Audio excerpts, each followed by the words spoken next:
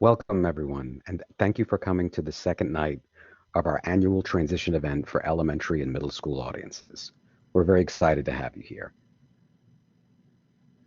My name is Clem Castellano, and I'm an educational specialist for Career and Transition Services. At this time, I'd like to mention if you require a Spanish interpreter, please click on the link in the chat, and I would also like to invite one of our Spanish interpreters to share this information with our guests.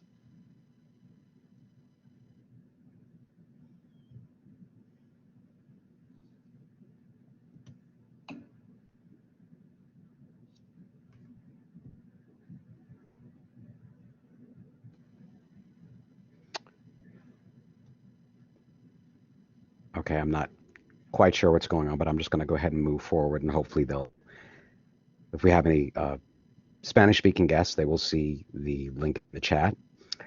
Before we get started, I would like to just review a few reminders.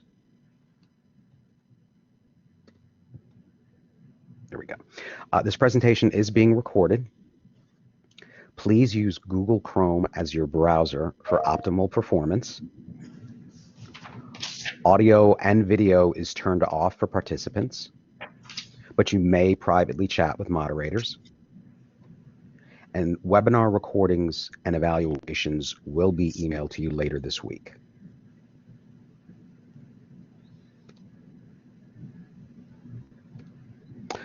Okay, so you can see we have another full agenda for tonight. For our first hour, we're going to have FCPS Job Coach Supervisor Sharon Denisar and 4 of our teachers speak on the importance of self-advocacy and self-determination. For our second hour, you'll hear from Herndon High School's Employment and Transition Representative, LaKenya Wright, and from the Department for Aging and Rehabilitative Services Pre-Employment Transition Services Counselor Charles Brinkley, and their Vocational Rehabilitation Counselor Nicole Crawford. You're also going to hear from Pulley Career Center's Employment and Transition Representative Michael Samansky, and from Karen Case of the Fairfax Falls Church Community Services Board for Developmental Disability Services. What they're all going to do is share how these two organizations work together with the school system to support your child's transition. Okay, so let's jump right into this because I am always eager to hear about this topic. Ms. Denisar, are you ready? I am. Thank you, Clem.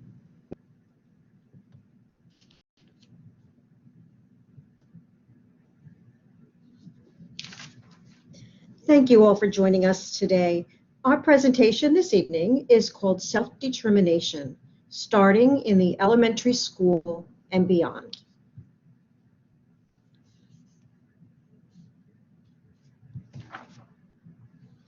Tonight, I'm joined by some of the best special education teachers and speech pathologists in FCPS.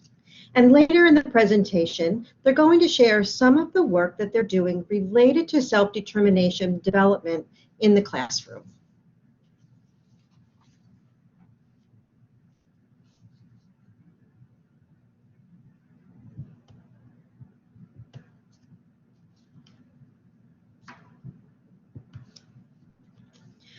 Our presentation goals for this evening include learning what self-determination is and why students need to develop these skills at a young age. We're going to learn about determined resources and how teachers are implementing self-determination strategies into the classroom.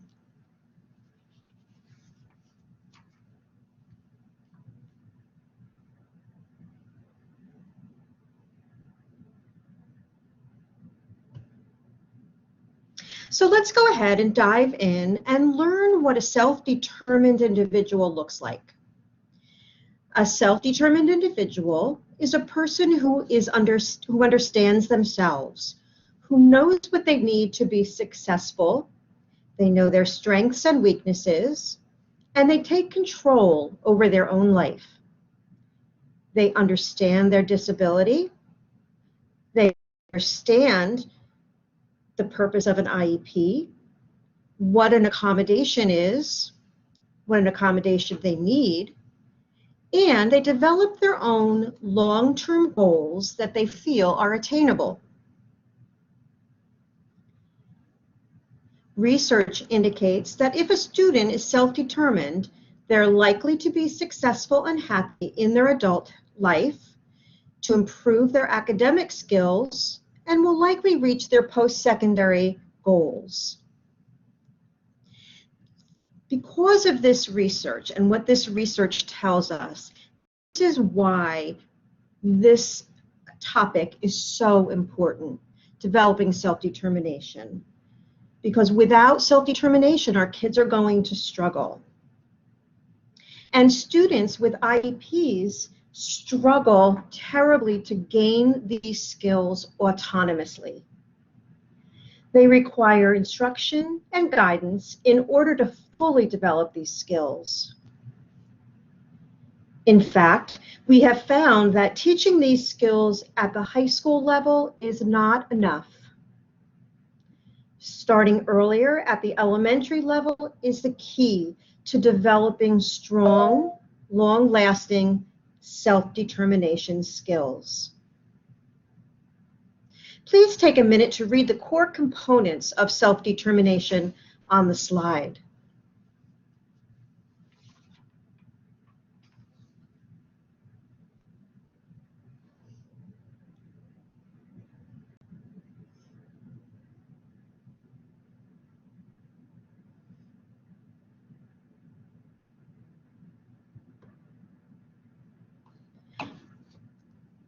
Just to provide you with a little bit of background, the Virginia Department of Education recognized several years ago that our students were graduating without the crucial self-determination skills they needed in order to live an independent life.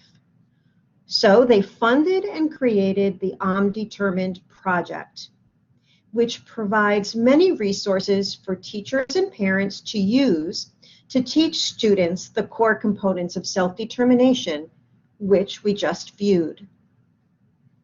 And it wasn't just the state of Virginia that acknowledged that self-determination, that our students were graduating without self-advocacy and self-determination skills.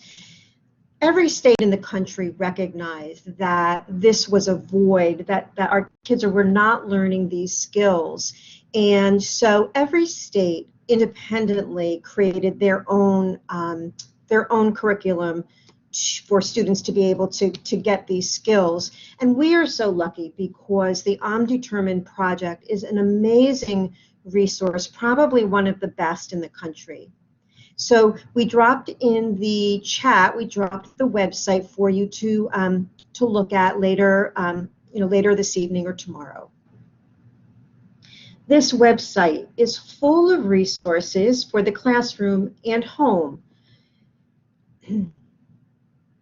For home and classroom use, all in effort to help teachers, students, and parents to understand what self-determination is and to teach self-determination skills.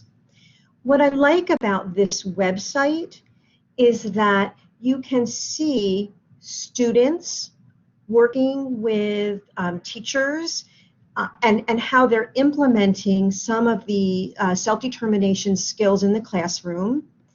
And also there are videotapes where students are sharing the importance of learning to become self-determined.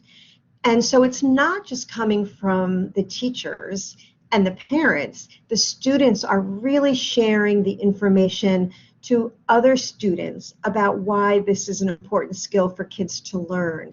And there are so many different activities to do on the website, but for me, the most powerful are really the videos of the student, the video of the parents and the student together talking about self-determination and the importance of it.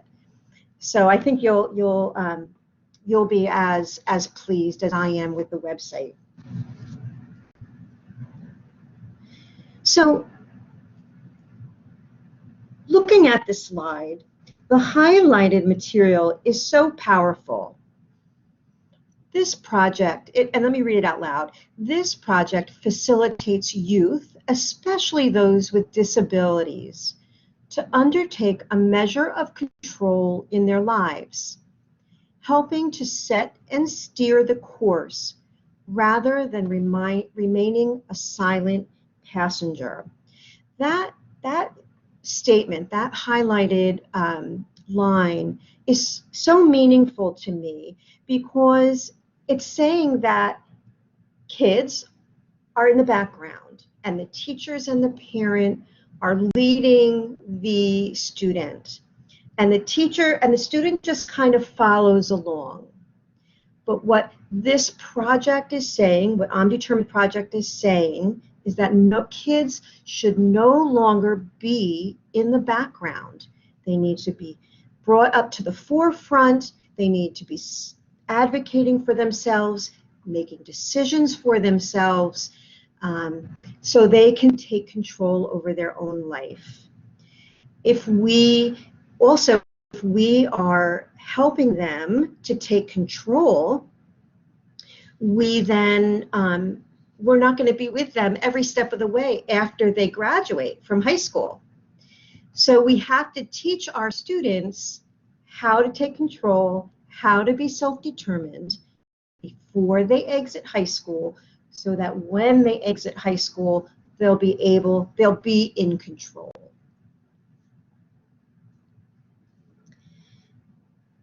As you may or may not know, students are required by law to attend their IEP meetings starting in grade 8 or 18. And Maggie spoke about that last night. And there's a very good reason for this. We want students to understand themselves as learners, as advocates for what they need emotionally, socially, and academically. They will gain these skills in part by participating in their IEP meetings and in the IEP process. I even want to take this a step further to say that students should participate in their IEP meetings and in the IEP process before the age of 14, as early as possible. And students don't have to stay in the entire meeting, but let's say you have a kindergartner or a first grader. How wonderful would it be to have them participate in the IEP meeting, maybe in the beginning of the meeting, where they're talking about themselves and talking about their likes and their interests. What a wonderful way to start that process and to start it young. We want students to learn about the IEP process, to develop self-awareness, and to make choices about their learning. Within the IEP, within the I'm Determined program, there are many different suggestions of ways to include students in the IEP process.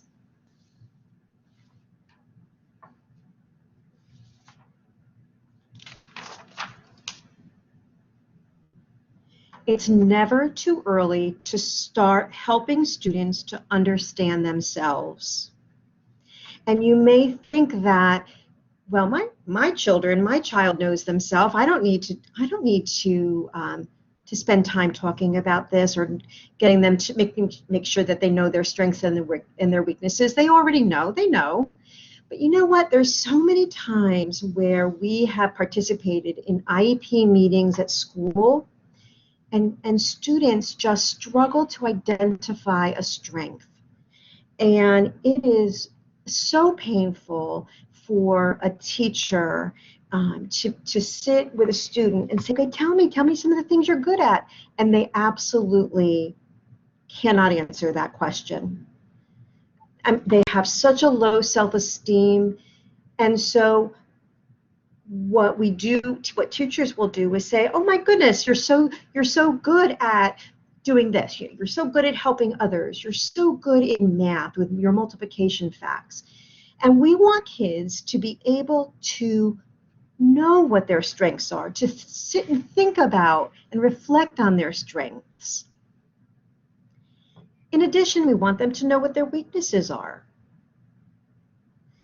We want them to be able to know their weakness so that they can use accommodations to be able to compensate for that weakness. So we're starting very early and we're creating this self-awareness, helping kids to identify their strengths and weaknesses, their likes, their dislikes, what an IEP is for, what is their disability, what is an accommodation, and what are your accommodations? What's a goal?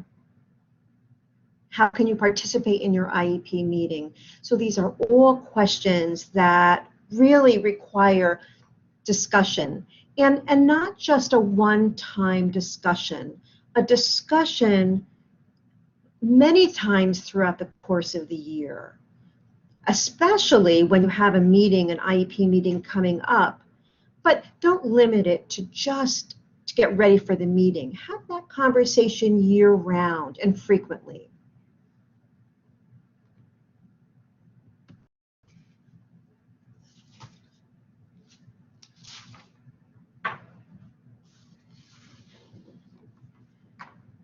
Early participation in the IEP is key. Early understanding of the student's disability and how it impacts them helps to empower students and helps to dispel the notion that they are not as capable as others. So I've been out to many different elementary schools talking about I'm Determined and promoting it and talking, and teaching teachers how to use it. And teachers are at the elementary level, are very quick to say that parents don't want their child to know that they have an IEP. They don't want their child to know about their disability. They want to try and protect them. They don't want their children to feel different. And I so understand that. But children are so perceptive and they are so aware. And if they're being treated differently, for example, if a special education teacher comes in and into the classroom and works with a student or works with a small group of students, or if a student is pulled out of the classroom into a resource room, kids know, and they are very aware that this is not like everybody else. And so consequently, what kids start to do is they start to think of their own reasons why. Why do I have a teacher here? Why am I being pulled out of the classroom? And then they start to kind of rationalize in their minds why. Maybe they're thinking, oh, I'm not capable. I'm stupid. I'm dumb. We hear this all the time from students. So rather than having kids internalize these negative thoughts that really they could potentially carry around with them for a lifetime, let's start at a young age telling them the truth. And that is that everyone learns differently. Everyone has strengths and weaknesses. And just because you struggle in one subject area does not mean you'll struggle in all subject areas. Having a frank and honest conversation with the student is crucial. And once students understand their strengths and their needs, they'll have the ability to know and identify their own limitations. They'll have the ability to advocate for what they need, and they'll have the ability to use their strengths to shine. And probably most important, they'll increase their self-confidence.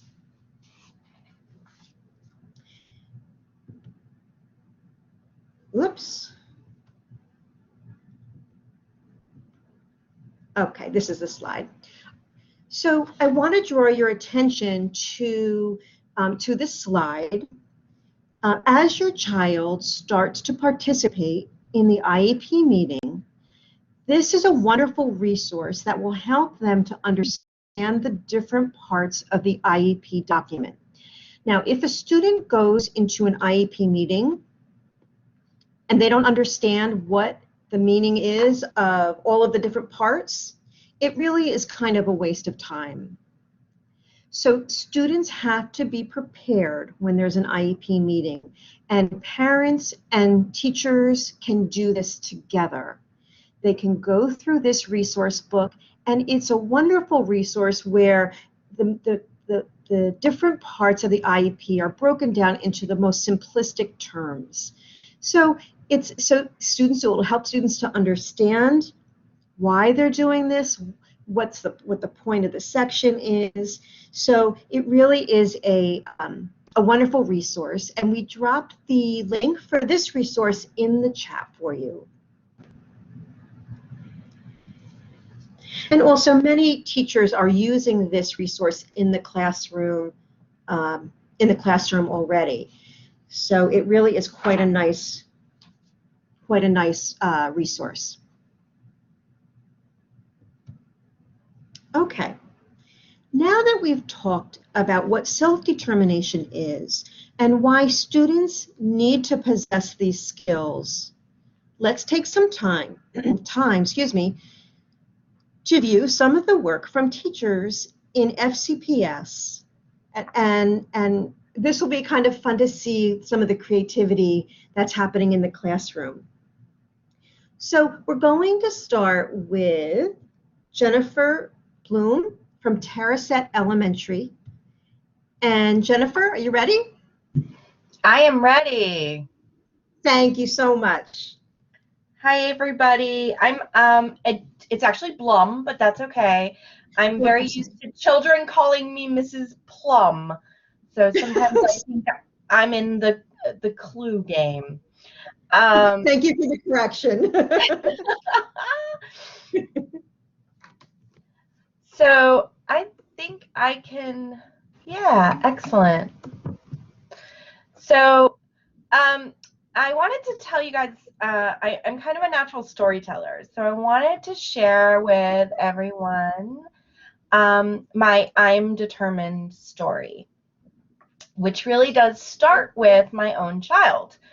My own child, who is now, by the way, 20 and in college. When she was younger, in upper elementary school, middle school, was having trouble with self-advocacy. She's twice exceptional, has been diagnosed with ADHD, has some anxiety, and I was seeking ways to help her out, and I came across I'm Determined. And I teach kindergarten through second grade. There is one third grader in my story. And I realized that I could definitely use the elements of self-determination in my classroom, no matter how young the child. So this is my story. We're going to start with Wendy, and Wendy was 9. This was 2 years ago, but she was 9 years old. She was in third grade. She has been diagnosed with an intellectual disability, and her goals in her IEP included self-advocacy and self-care. One of the interesting things about her is that she wasn't taking any any pride in her own hygiene at all. So let's talk first about her self-advocacy. We used Boardmaker and picture clues to help her remember that she had different options for herself. So if she needed help, she could say, she could raise her hand, she could ask a teacher, she could ask a friend, or she could look for a clue. One of the things we recognized in Wendy is that much like that silent passenger in a car, she was waiting for things to happen to her. She was waiting for people to do things for her. So the I need help, I can. And this was a really great, useful piece in the classroom, not just for Wendy, but also for the adults in the classroom, because this helped her become more confident in asking for help, and it really encouraged her to move forward in her academics. As I mentioned when I kind of introduced her, we had an ongoing problem where she was not interested really in any personal hygiene yet. And we had been coaching and working with her family for a long time on this, but we put together some visual reminders where she could take some ownership in her appearance and in her hygiene. So if you have messy hair, then brush your hair. So some of this was just looking in the mirror and identifying, do you need your hair brushed? And working on just identifying, what does messy hair look like? If you have a dirty face, then wipe your face. If your hands are dirty, then wash your hands.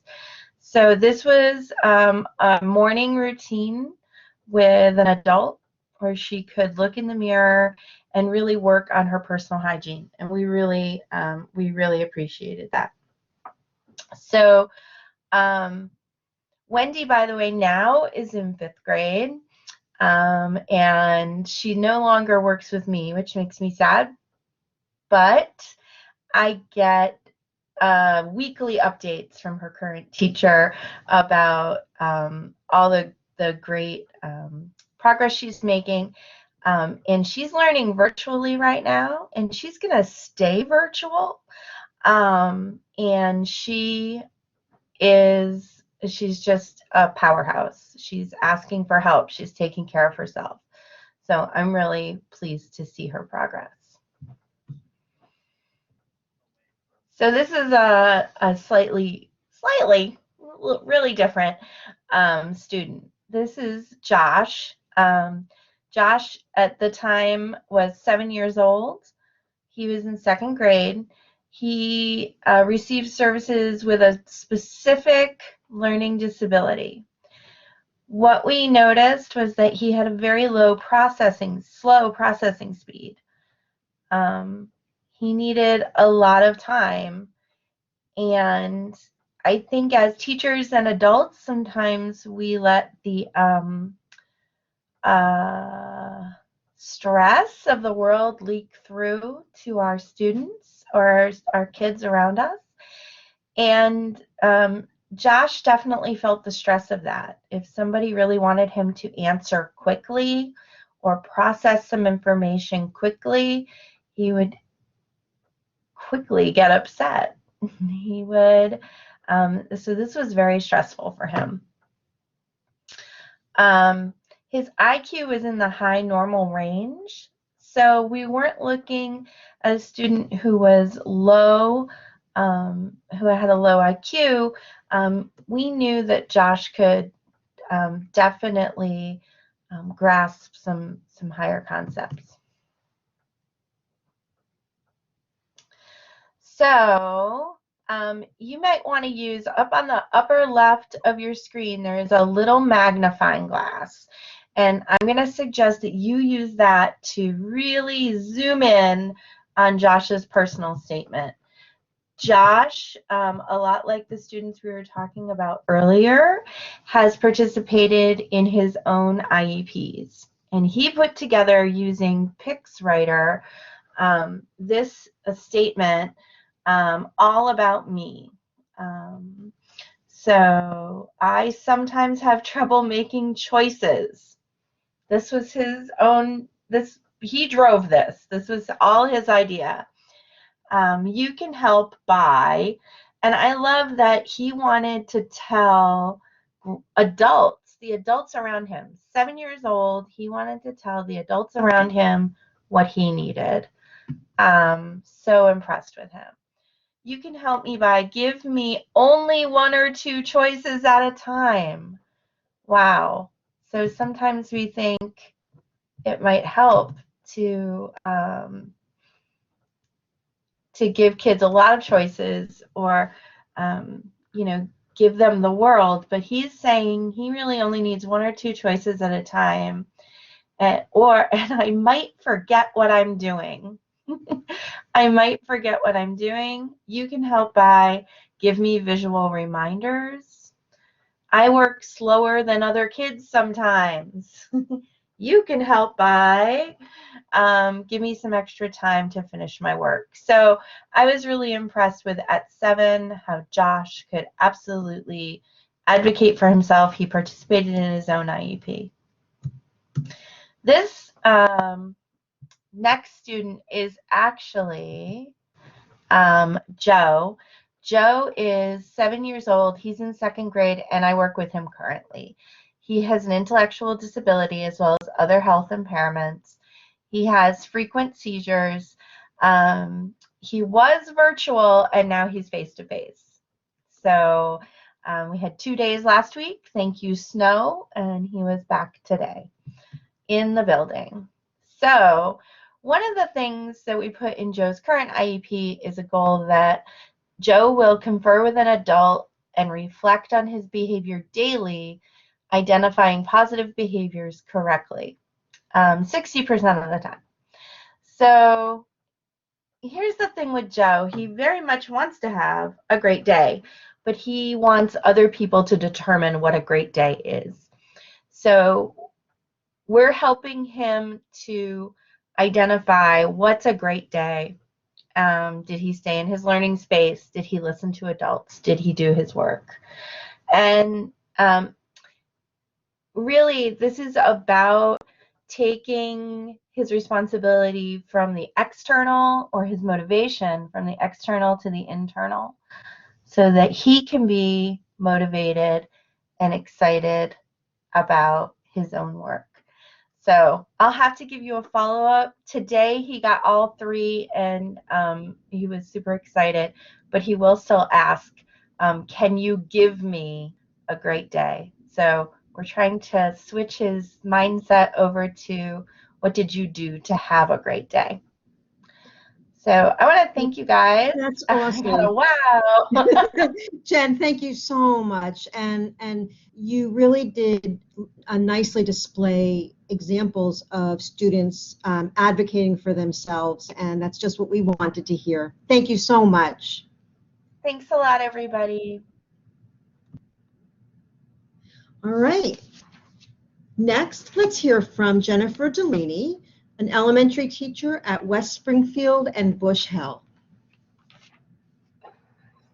All right, thank you for letting me be here tonight. This was a project that I was really excited to do when I did this a few years ago. I have been a part of Assistive Technology Services TOPS program, Technology Outreach Program Support.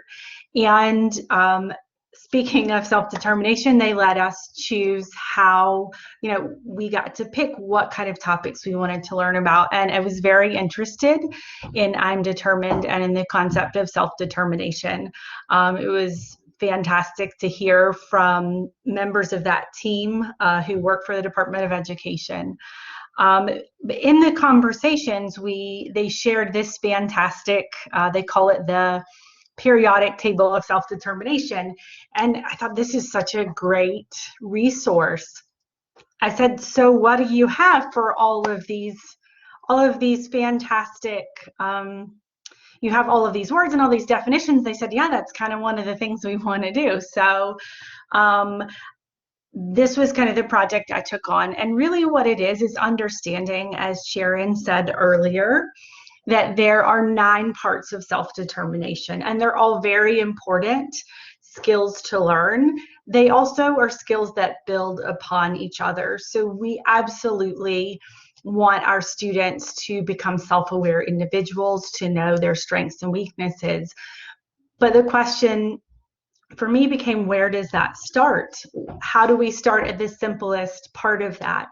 And so I decided as my project to look for resources related to every single one of these elements of self-determination: choice making, decision making, problem solving, goal setting and attainment, self-regulation, self-advocacy, internal locus of control, self-efficacy, and self-awareness. Because even as adults, I think sometimes we have a hard time understanding what all of these mean and how one might be different from another. So when I created this project, which I'll share some of the resources shortly, each square links to a different page with a ton of resources. And as I'm a teacher, we love things that are free, that don't cost us money. So I really tried to find resources related to all of these elements that would be easy to use, easy to implement in a class, and then activities that would really reinforce that element of self-determination that teachers were explaining to students. As I said, each element builds upon the previous element. So it's really important, especially for some of our students who might struggle cognitively, to start and ensure that they understand choice making, which is the very basic, that's the building block, is really just making a choice between two things where there is no consequence one way or the other. I'm going to use a red crayon or I'm going to use a blue crayon. Just starting them there with just making that simple choice and then moving up through each of the elements. And for some of the resources, it was a little harder to find. For some of the elements, it was a little harder to find the resources. And oftentimes I found that choice making and decision making as elements were sometimes used synonymously, but in better understanding parts of I'm determined and parts of that self-determination, that the basis is choice making, and then decision making is what comes next, which is the ability to choose between two options, and there are consequences based on the option you choose. So just really kind of breaking that down step by step, and looking for those resources. So I'm going to show you an example slide that I created. And then again, in a second, I can show you some of the resources. So on every slide, there is the square from the element, in this case, goal setting and attainment, plus the definition. I think it's important to teach our students what it is that we're teaching them. What is goal setting? What does that mean? And so then, what can we do to teach them this? And so similarly to every other slide, there are read alouds on each slide. There are activities, some videos, sometimes articles, but again, these are resources that can be accessed by parents, they can be accessed by teachers. I wanted to provide my colleagues a way to teach this within their classrooms, and so that's why I made it just something very simple that they could kind of click and go. Some activities can be used in the family setting. So if, you know, if a teacher wanted to teach on something like goal setting, then they could send something home with parents or share a resource with families to, again, reinforce that idea, or reinforce that element of self-determination. Most of the activities are appropriate for elementary students. Some of them could be used with older students. And funny enough, some of the, you know, when we talk about building on those elements, some of them were more difficult to locate for older students. So as we got into further along in the periodic table, I can go back and show you that, but as we get further along, finding resources can become even more difficult. But as I said, I did just kind of want to show you, based on this slide, for instance, what kind of resources I was able to find. So I'm going to share my screen.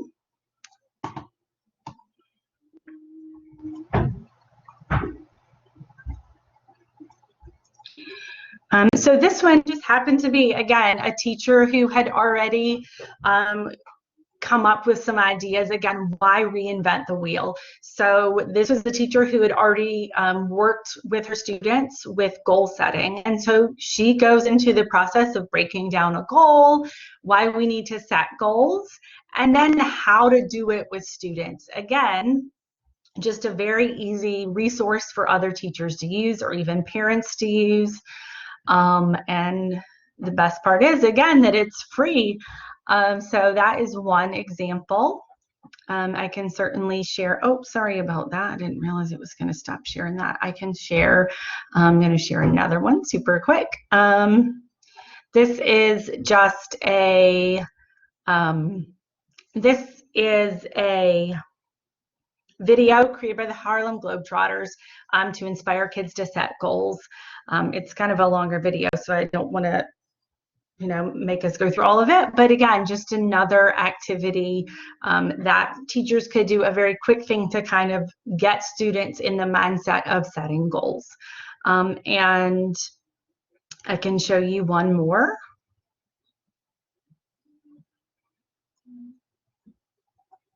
Sorry, give me 1 second. I'm going to show you this last one. Thank you guys for your patience.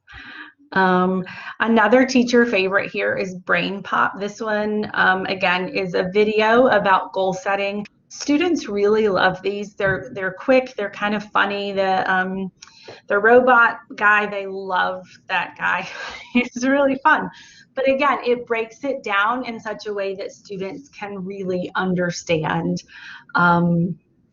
what it is that they're learning about. So again, these are just some examples of activities that are available as part of the, that.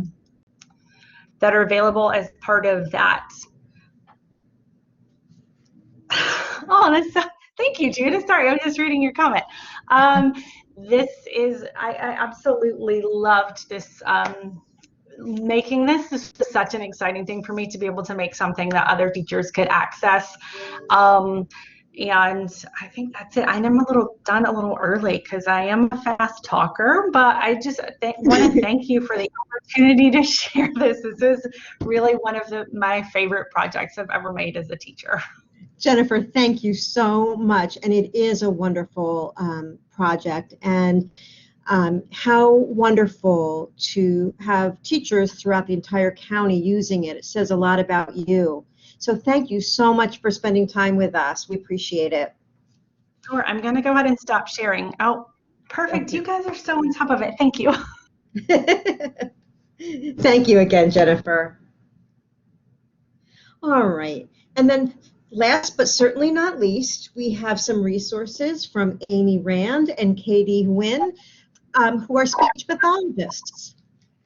Take it away, ladies. Hi, thank you for having us here.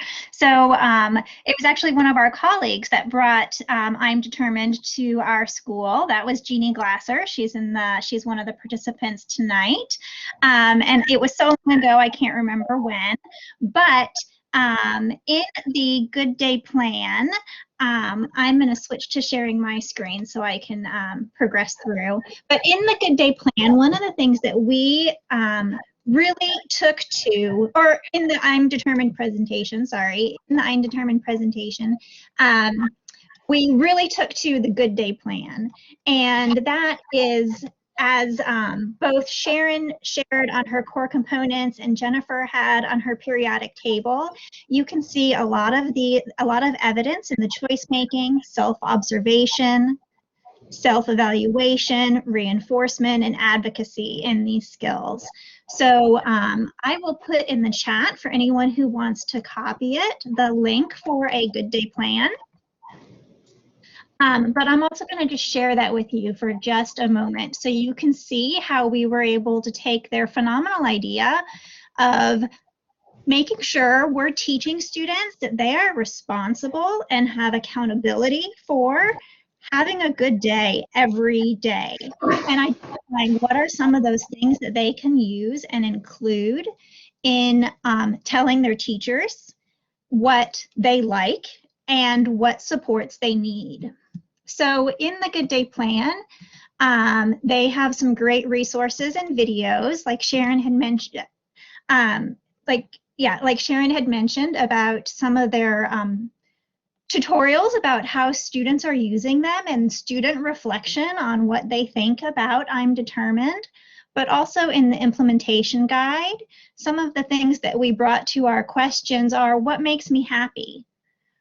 What are some things that I'm getting that I need during the day? What strategies could I create to help me get those? And then who are the people that can help me, and what are things that they can do to support me that I identify as being helpful? So those are just a few of the ideas that we use to incorporate in accommodating this. And then just as a little background, Katie and I both work at Key Center School, which is a school for students with severe disabilities. So we have had to modify it. So you're going to see that as we present. And I also see some of our colleagues that we've been able to work with here tonight. So thank you for coming and seeing this. And you guys have seen this in action. So Katie's going to show you how our first step of how we implemented and changed this for student participation. Thanks, Amy. So as Amy said, we needed to modify the Good Day Plan that was put forward by I'm Determined. And this is the template that we use for our students at Key Center. The first thing that we do is include the student's photo. And this just helps to make it a little more personal. The student can recognize themselves and see that the plan is designed just for them. The next thing that we do is go through and select some students' personal preferences. And the way that we do this is typically through an interest inventory. So we may have a student pick, 4 or 5 things that are interesting to them that may work for reinforcements, things that are helpful to them. And you can see there are some blank spots here. If we know a student is interested in a particular topic or a particular activity, we can personalize and customize the choices for them. So we want them to go through and choose things that are of interest. And those will come down here where it says, I like. They're going to tell their teachers, what do they like? What are things that are motivating for them and help them to work? So for student A, you can see he likes music, going for walks, sensory toys, and movies. So those might be some things, if he has a token board, that he's working for his good work choice. And then also our school, so we follow PBIS, and we be safe, be kind, be responsible is kind of our slogan. And students go through each day and they select a different way that they are going to focus on how can I be safe, how can I be kind, and how can I be responsible throughout my school day. So they all have goals that we're incorporating into their Good Day Plan. As well as we may have some students that have target behaviors. So that might be something that we're including on there. And as you can see, it's really nice and visual. So at any time, if this is posted in a classroom and somebody comes into a student and you have it up, it's really easy to see what are their target behaviors and how can I reinforce them immediately. And I know also we've got some folks here from Pulley, and I've seen they've adapted it for themselves as well. So we've had to, use visuals and give choices. When I've seen it at their school, they are able to type in their responses and print those out. So it really is an activity that can be done K through 22. Because we are all looking for ways of how we can have the best day that we can. So for our Be Safe, Be Kind, Be Responsible, one of the activities that we do is we work on supporting skills. We identify that's safe, that's not safe. Same thing for kind and not kind, and responsible. And then we help by identifying what are some of those target behaviors or using some pre-filled ones. And then the next thing that we do is we identify what are some things that the student benefits from when they need help. So if they need help focusing, if they need help getting their behaviors in check, what are some things that a staff member might be able to do to support them?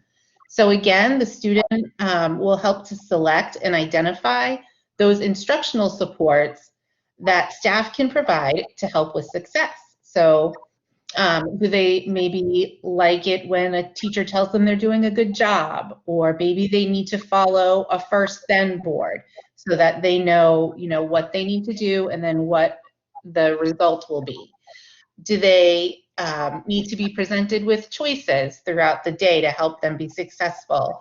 Or maybe they, like to know the rules and they need to have that written, a visual of that on their desk. So these are things, as we talked about, that the student is going to identify that are going to help them to have a great day. And again, when any staff walks in the room, so as Amy and I are itinerant, we're not in a classroom every single day, but we can look to these plans that are posted on the wall and say, okay, I know, this student might tell me when I tell them they're having a good job, when I let them know what's going to come next, when I offer them a break for good work, and when I give them choices, that's going to be what's going to help them, be the most successful during my lesson, during the class, and to help them have a good day. And I think that's it for us. So thank you for being here. And I hope that you found something helpful that you can take away from that. Thank you, ladies, so much. And I have to say, using the Good Day Plan, the key there is to have students reflect on themselves and to be able to say what it is they need to be successful for the day. And you've created a wonderful opportunity for them to sit and to reflect, and then to be able to share it in the classroom for other teachers to come and look, so other teachers aren't guessing. So the information is right there for teachers coming in, and it's just a wonderful, wonderful example of self-advocacy. So thank you guys so very much. We appreciate you being here tonight. Thanks for having us. All right, so let's do a little bit of reflection now.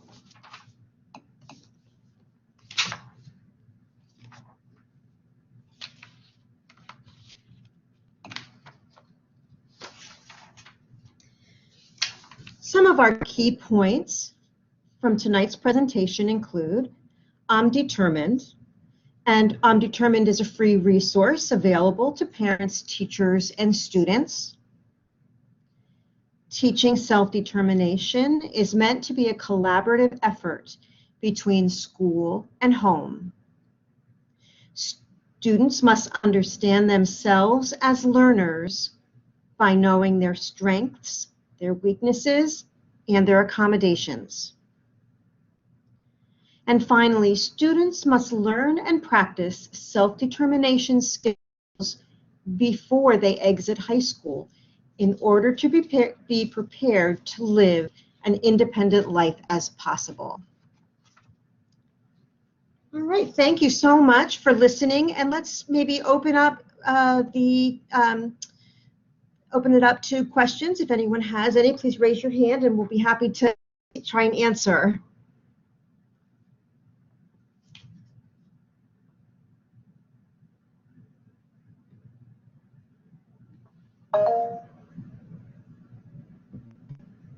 Michelle?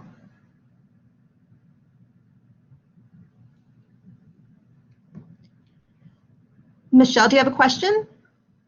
I'm wondering if we need to make Ms. Pierce a moderator. Okay, yes, indeed. Hold on one second. I made Miss Pierce a presenter. She should have mic access now.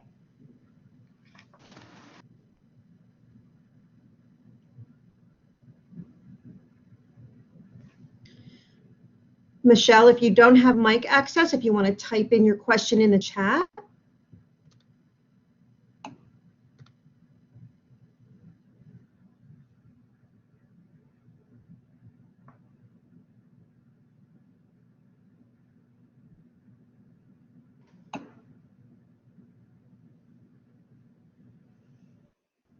So, Michelle, you're wondering where to get Jennifer Delaney's periodic table. What we'll do is if you want to send me an email, I'm putting my email in the chat right now. If you want to send me an email, I will make sure that we send the periodic table to you. Okay?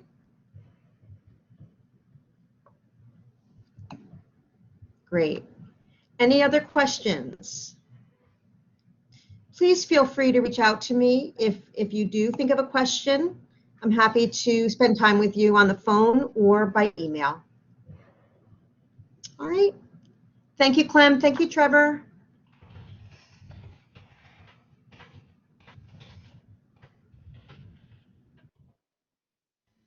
Okay, okay, I am on. Great. Thank you so much, ladies. That was amazing. I know, I'm confident that everyone enjoyed that as much as I did. So now for our second session, I'd like to first mention that if there's anyone in the room who requires a Spanish interpreter, please click on the link in the chat. And I would also like to invite one of our Spanish interpreters to share that information with the guests that they may move into a Spanish-speaking room. Si alguno de ustedes necesita traducción en español, por favor moverse al salón donde está la traducción en español en el link que se está mostrando.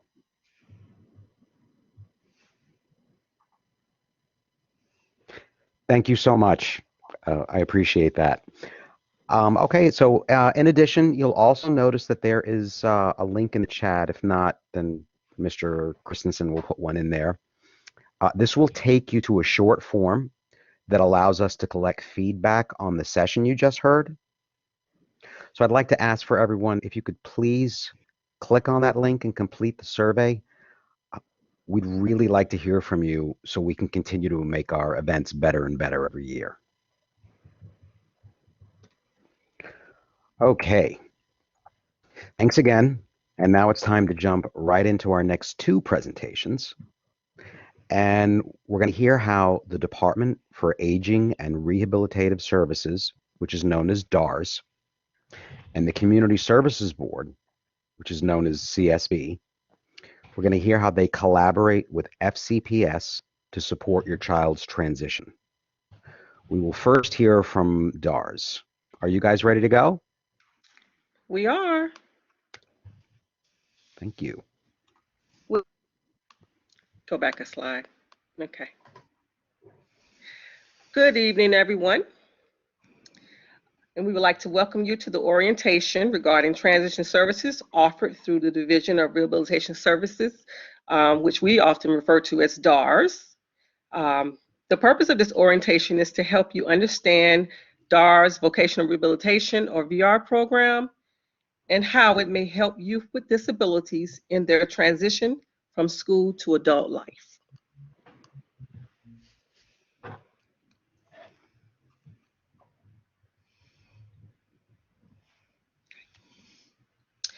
So here are some topics that we will excuse me. So here are some topics that we will explain in the orientation. We'll explain how VR can work for you, what services are available, how to apply for services, who is eligible for services, why DARS is important.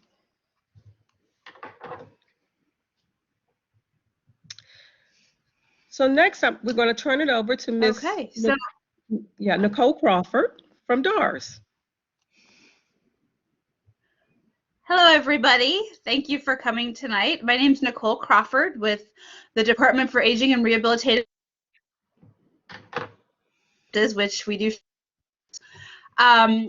We are a federal and state-funded program for adults who have disability-related barriers to employment.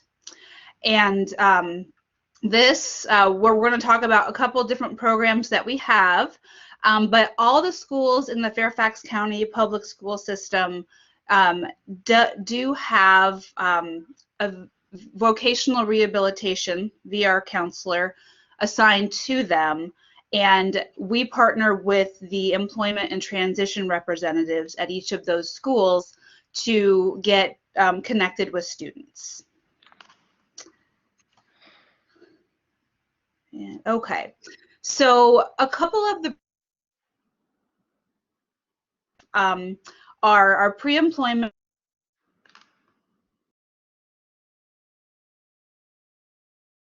rehabilitation services. So these are two separate but related programs. And my colleague Charles Brinkley is going to talk about the pre-ETS services specifically. He is our pre-ETS counselor in the Fairfax office, and I'm going to let him talk about the pre-ETS services. Great, thank you. Good evening, everybody. I'm Charles Brinkley, the Pre-Employment Transition Services Counselor. We call it pre-ETS for short. And pre-ETS are the earliest set of DARS services, and they are available for students with disabilities ages 14 to 22.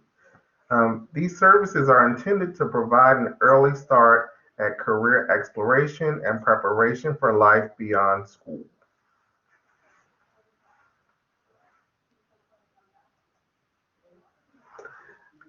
So there are 5 different service areas or service types for pre-ETS, and I'm going to go over those now.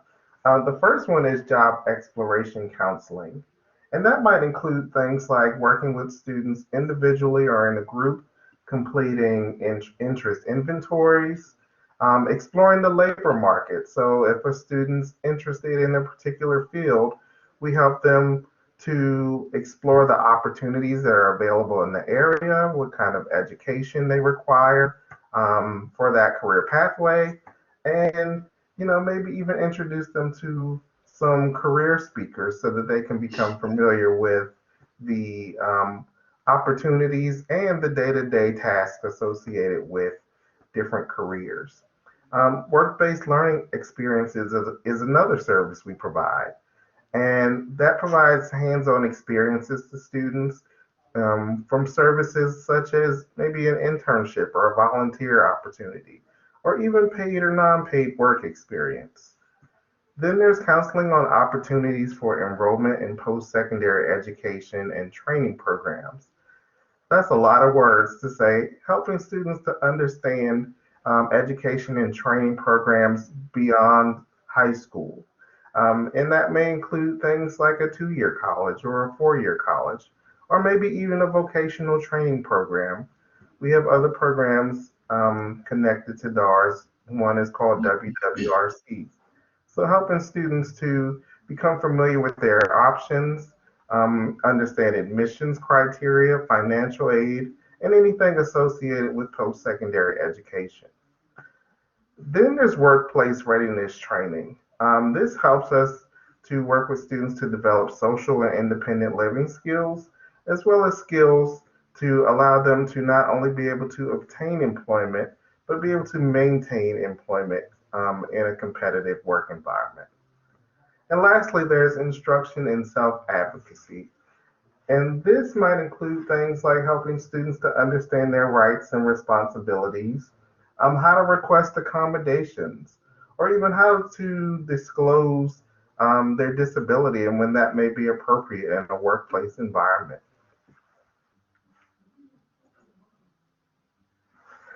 What's required to begin receiving pre-ed services? As I mentioned, they have to be a student, ages 14 to 22. They have to either have an IEP or a 504, and they have to meet with their ETR or other school professional to have the consent form signed and have the referral made to DARS. So I'm going to pass it back over to Nicole, and she's going to go into more detail about the VR process.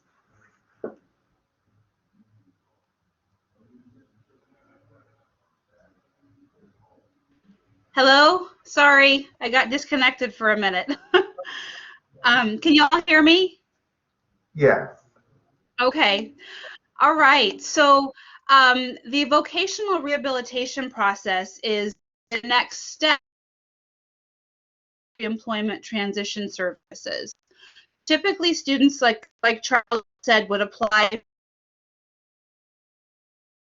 services at age 14 to prepare adult services. And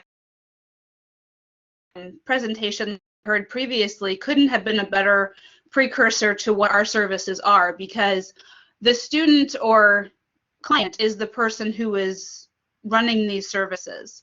And of course, we always want the, if parents are in play, we're happy to have them involved, but we definitely want the student to be, the one who is making the decisions and all those things. So the first step is the referral to our services. Then, and I'll talk more about the referral process in a few minutes.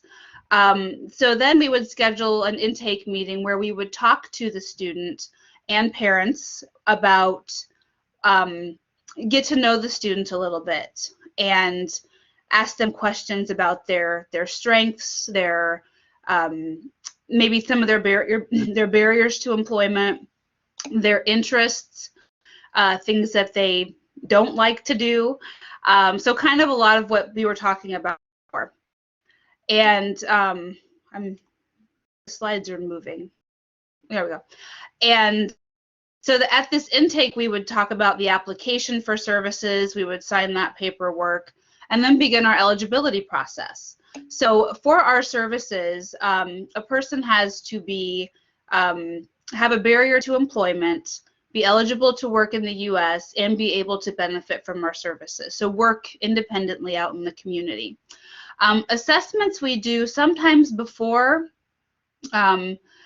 Assessments are things that we do to help with helping the student determine what their strengths are, what are some barriers that they are facing, and interests are to help guide them toward a job that's going to be a good and that's a lot of what we do in the employment plan, which is the next step, where we sit down with the student and their parents and talk specifically about what jobs they think they're interested in to help them to reach that goal. And I'll talk a little bit more about some of those services as we move forward. So the referral process, as I said before, the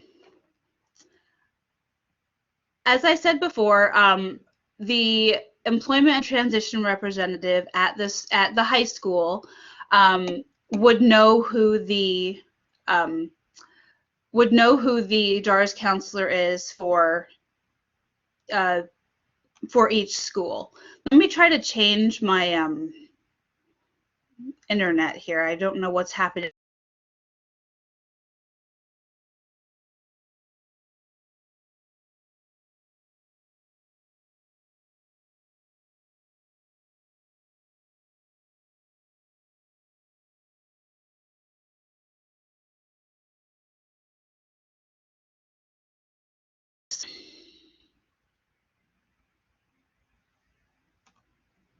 Okay.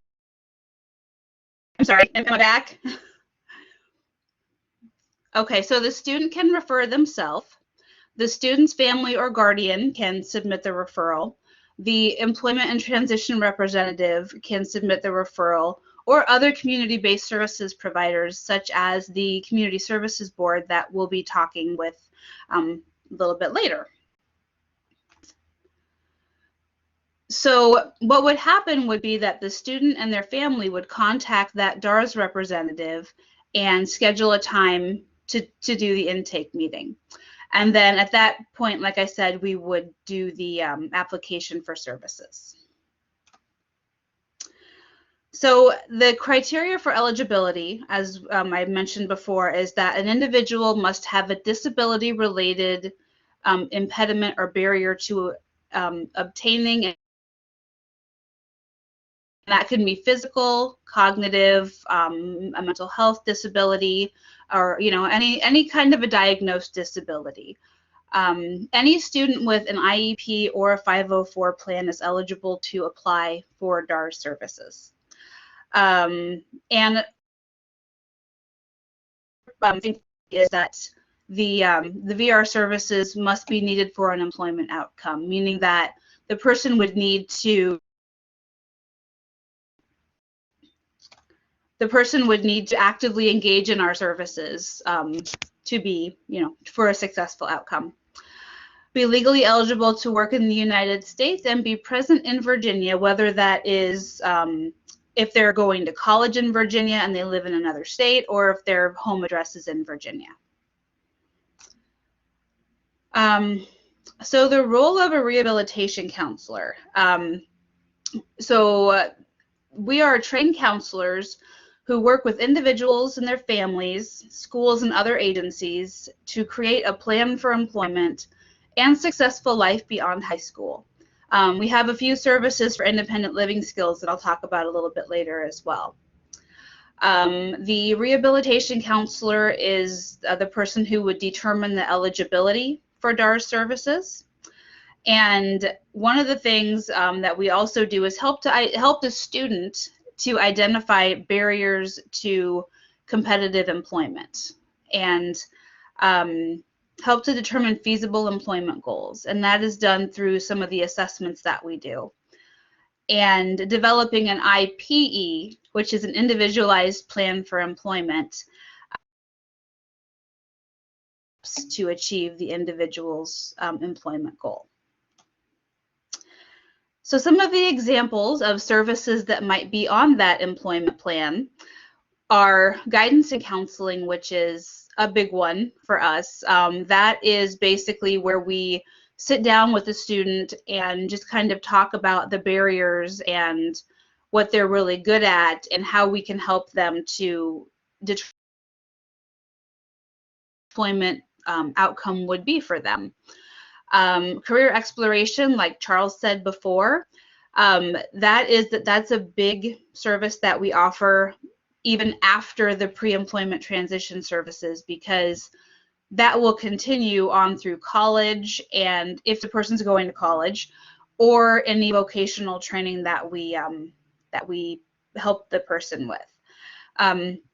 Vocational evaluation testing, those can be paper and pencil assessments, hands-on work samples, and computerized assessments to look at what a student's interests, abilities, aptitudes, and transferable skills are based on possible previous employment experience through the school system, such as the WAT programs or EFEO.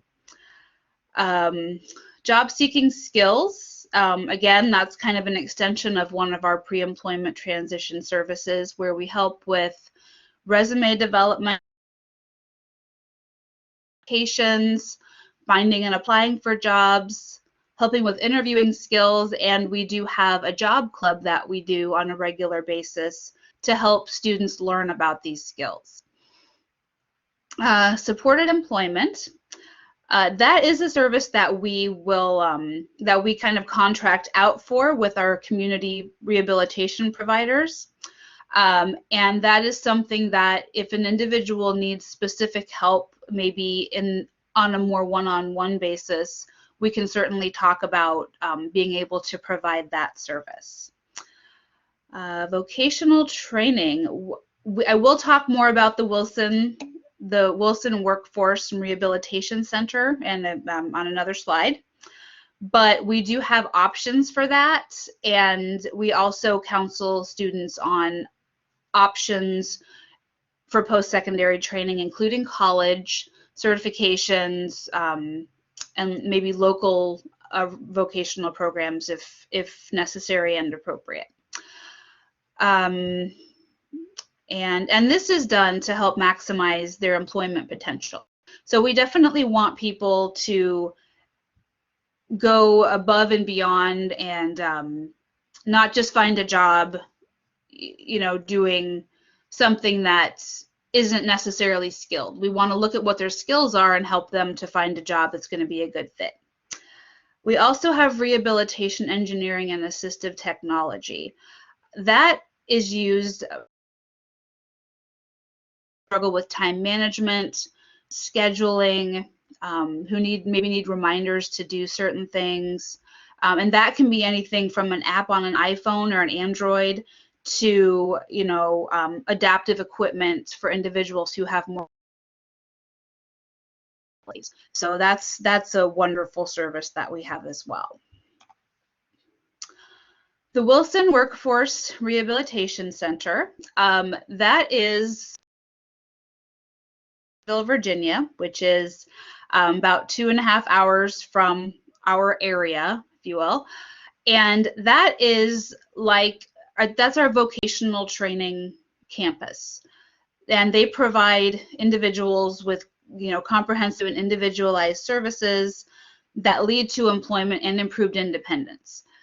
They have vocational evaluations, which are hands-on evaluations to possibly be eligible for training down there in several different areas. They have 25 different areas that are possible for students to get training in. They have the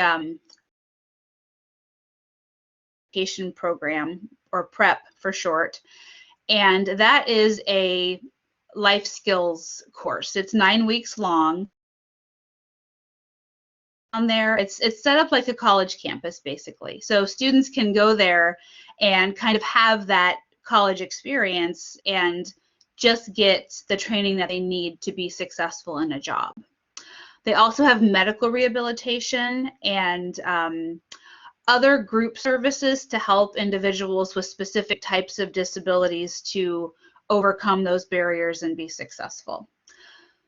The Post-Secondary Education Rehabilitation Transition Program, or PERT for short, sorry about all these long names, it is a school-to-work transition program that we partner with Fairfax County Public Schools in this area to help students be evaluated in vocations, independent living skills, and social skills to possibly move forward with training and independence in the future. And those referrals for that particular program are made through the employment and transition representative while the student is still in school. Usually, I would say sophomore year is when they would start thinking about the PERT program. So, but that's not something that students have to do. It's just something that is an option. So limitations of DARS. One thing is that we're not a placement agent. Get that confused. What we do is we teach students how to be as independent as possible in their job search.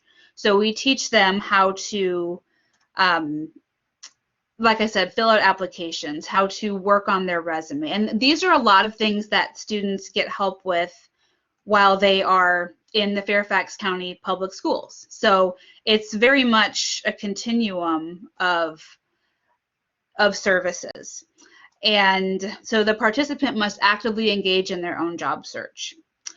Also, the participant must maintain active and regular contact with their DARS counselor in order for their case to remain open. And that just kind of goes back to that active participation and continually moving towards that successful employment outcome.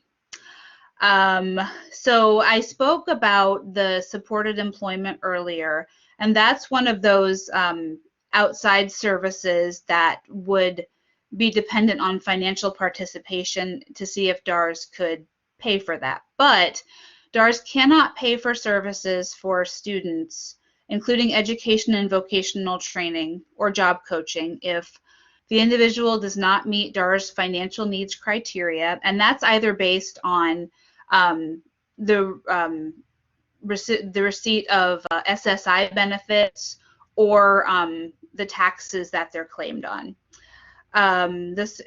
We also cannot fund those kinds of things if the service is not needed for the student to achieve their IPE. That we provide are geared towards helping the student to become successfully employed.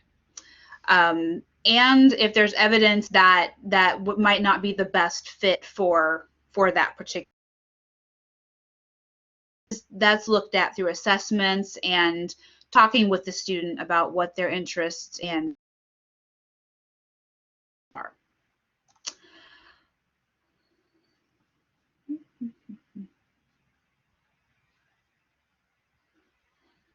Okay, LaKenya? Okay, so thank you, Nicole. So next we're going to talk about how DARS and FCPS partner. How do we partner for and with you? So each high school in FCPS has an assigned ETR, which stands for Employment Transition Representative, which serves as the point of contact. Each ETR disseminates information to parents and are available to provide one-to-one support with applying for services, such as providing education, IEP documents that are often required as a part of the application for adult services, and in this case, DARS. ETRs, we can set up transition meetings, intake meetings, and often the individualized plan for employment meetings can take place at the local high school. The ETRs can provide, again, a place for the school at school for parents, students, and our DARS VR counselors to meet whenever it's needed. Now, please keep in mind, due to the COVID-19 pandemic, most of our meetings now are, well, all of them are happening virtually.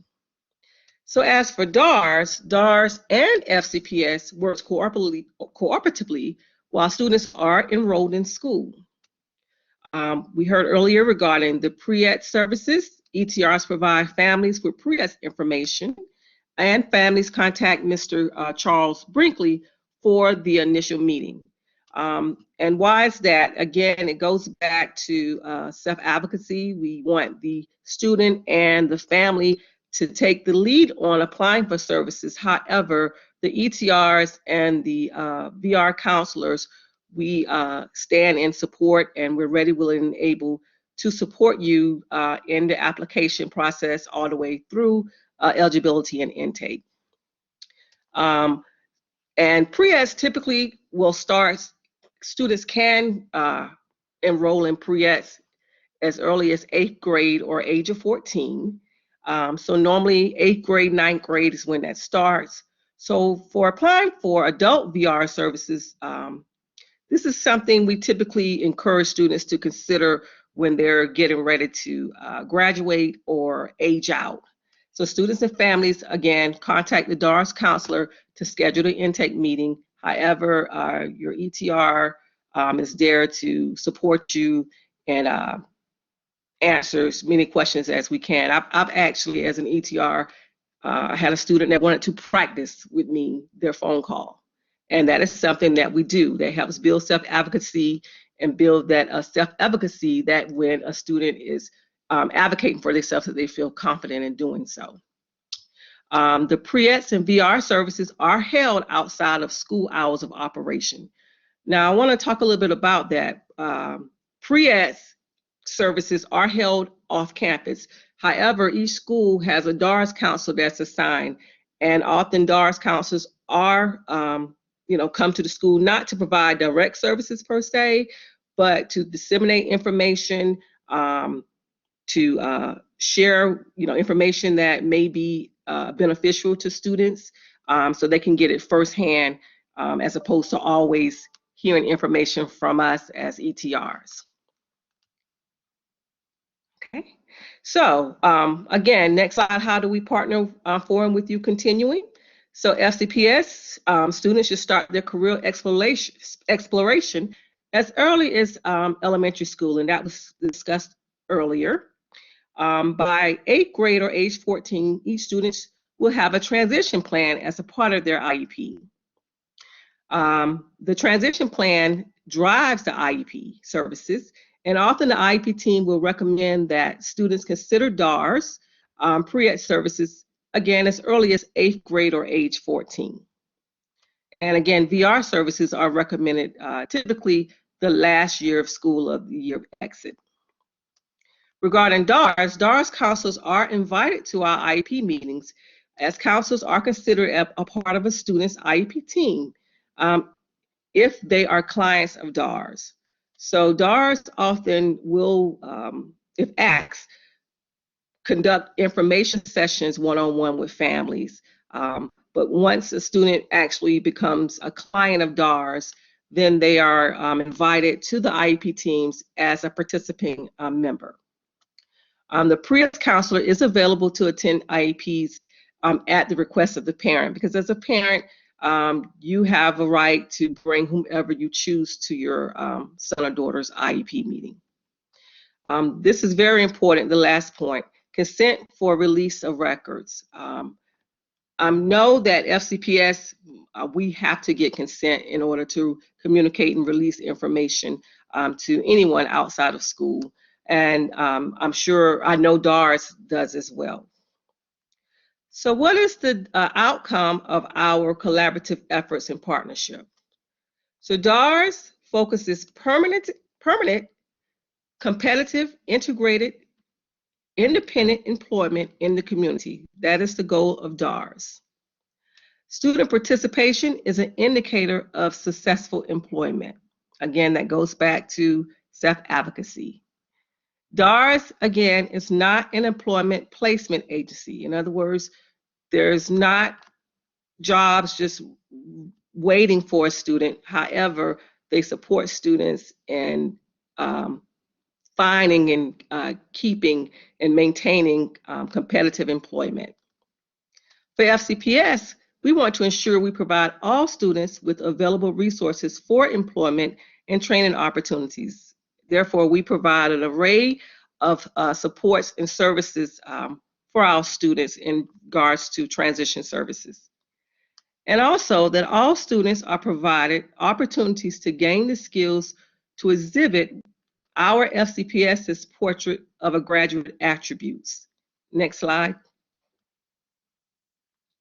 And this slide just is a picture visual of FCPS's portrait of a graduate. We want all students, once they graduate or leave FCPS, to be effective communicator, effective collaborators, ethical and global citizen, creative and critical thinkers, as well as goal-directed and resilient individuals. And of course, when you think of all of these attributes, you would assume that one will be and have the skills to be competitively, gainfully employed in an integrated setting. Okay, so planning for the future should not be done for you, but instead with you.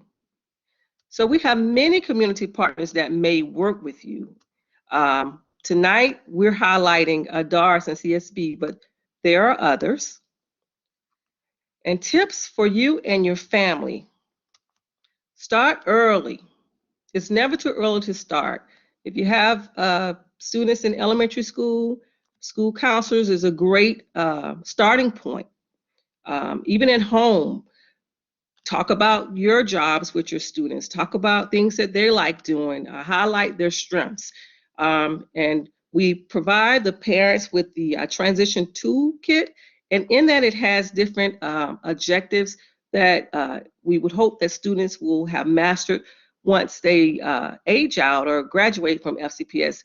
A lot of those things can be done right at home. And then also we want students to advocate for yourself. And that's not always easy. So I encourage families, and I know we as ETRs, we role play and we practice advocacy skills throughout our days with the students, so they are ready to do so for themselves when the time comes. Stay active. I know we're virtual, but there are so many different virtual resources now to keep our students actively engaged and thinking about their future. Again, I can't say this enough. Communicate with your school counselor, your case manager, your ETR, as on an ongoing basis. Even if you don't have anything specifically to talk about, just reach out to them if you haven't heard from them.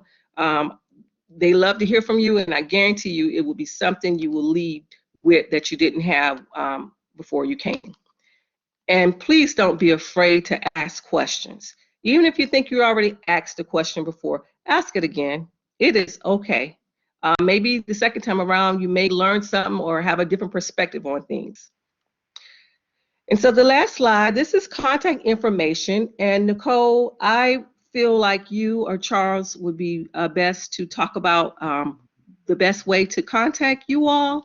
But if you need to contact your ETR, I'm sure everyone should know who theirs is at this point, but if you reach out to your high school front office, they would definitely connect you to who your ETR is, as well as your school counselor and your sons or daughters, their case managers.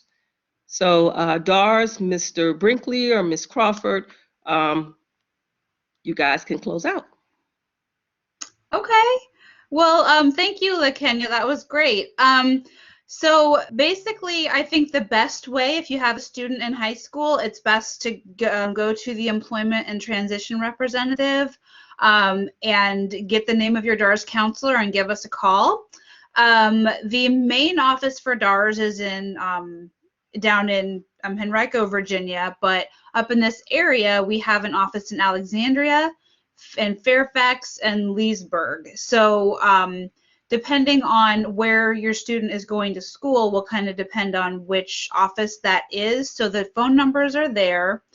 And if you want to contact the office directly, but the ETR will be the best resource.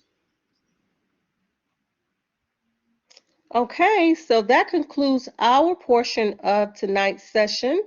I don't know if it's appropriate for me to say, are there any questions, or I'll leave it to Mr. Castellino. Thank you, Ms. Wright. Actually, we are going to, that was, by the way, terrific, Ms. Brinkley and Ms. Crawford and Ms. Wright. I know that everyone learned a lot. That was a lot of information, so thank you for that. What I'd like to do to keep things moving right along and have the question and answers at the end, I'd like to go ahead and hear how the CSB collaborates with FCPS to further support of your child's transition. So if you have questions, please stay on. And Ms. Case and Mr. Szymanski, are you guys ready to go? All ready, set to go. Yes, we're ready. All right, good evening, everyone. So it is a lot of information, both with DARS, Department of Aging and Rehabilitative Services, and now our presentation with CSB, Community Service Board. We try our best to, kind of summarize our partnership and what CSB can do for you.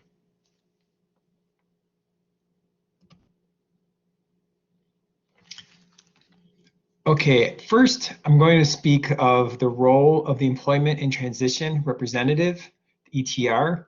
LaKenya, a lot of things that LaKenya mentioned, I'm going to reiterate as well with the process with Community Service Board. The ETR is your school-based contact regarding adult services. Please utilize the ETR. If they do not know the answer or answers, they will find out for you. We have many contacts and we'll network for you to get you in the right direction. So please, again, know your school-based ETR is. The ETR will help with the referral process and send the appropriate paperwork to the Community Service Board, CSB. At Pooley Career Center, that's where I'm the ETR at, our student population are about 18 to 22-year-olds. And I would say about 90% of our students have already been referred to the Community Service Board or in process by the time they get to Pooley Career Center. So please talk to your current ETR at your base school regarding being referred to the Community Service Board. You don't need to wait until your student ages out to get referred and possibly receive some benefits of the CSB. Once the student has gone through intake with CSB, the ETR will help coordinate and support meetings. So once the student has gone through the intake process with Community Service Board, during the student's exiting year, the ETR will help coordinate and support a meeting with their adult service provider or providers such as DARS and CSB. During this meeting, the ETR will take notes of what is discussed, and I like to call it the plan of action. And it can be documented in the present levels of performance known as the PLOP section of the IEP. This can be done as an addendum.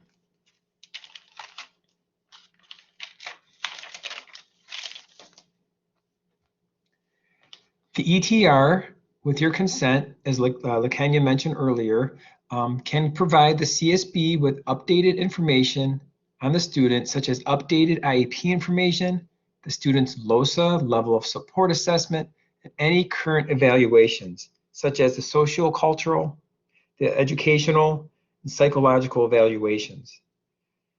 The ETR will contact you regarding permission, will contact you regarding permission and have you sign the consent to exchange confidential information. If you have any questions throughout the process, please reach out to your school-based ETR. Please know the ETR is there with you and for you along the way. It is one of my favorite parts of the job, seeing the student and family get connected with adult service providers and being part of the process, and to see how it all comes together as a student ages out of Fairfax County Public Schools.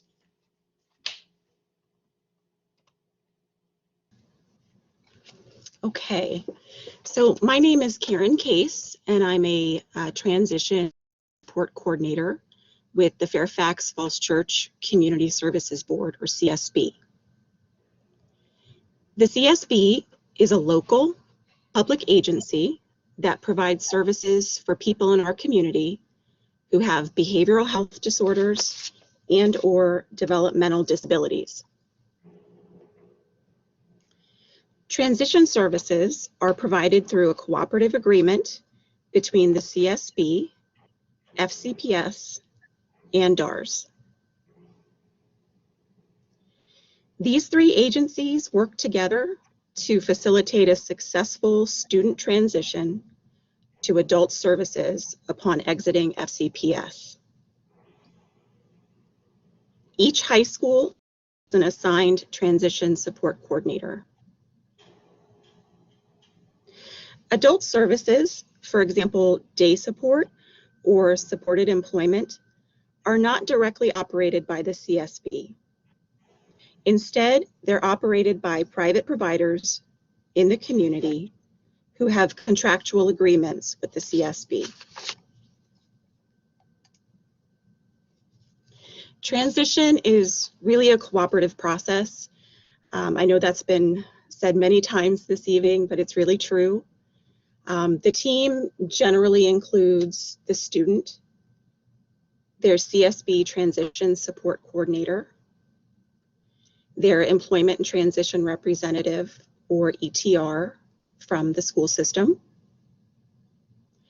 any family and natural supports that they choose, and the DARS counselor.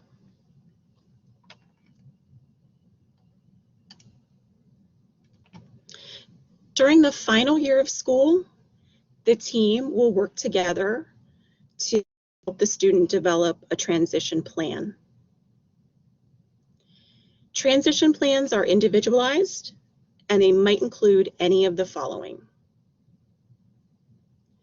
Competitive employment, which is individual employment in the general workforce with one-to-one drop-in job coaching.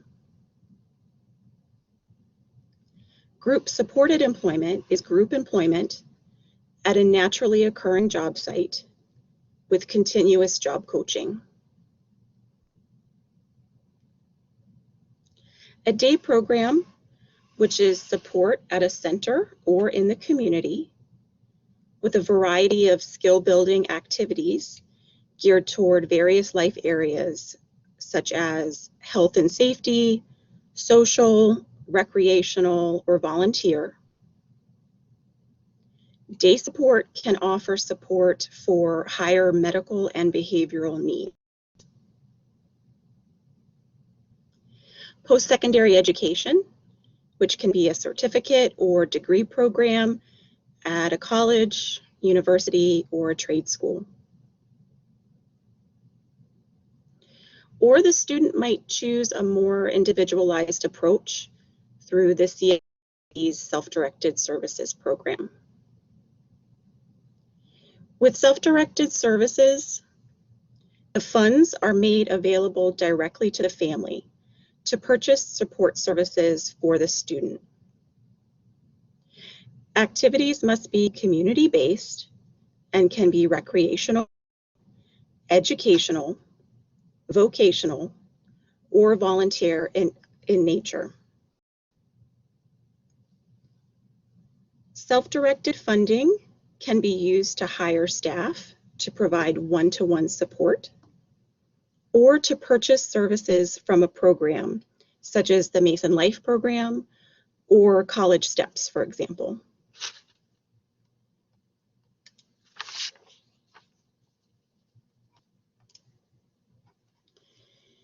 So the final transition year includes a lot of small steps towards the student's goals.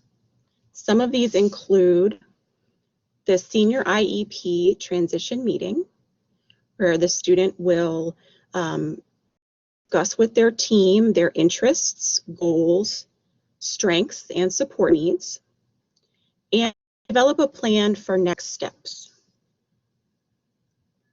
Program tours.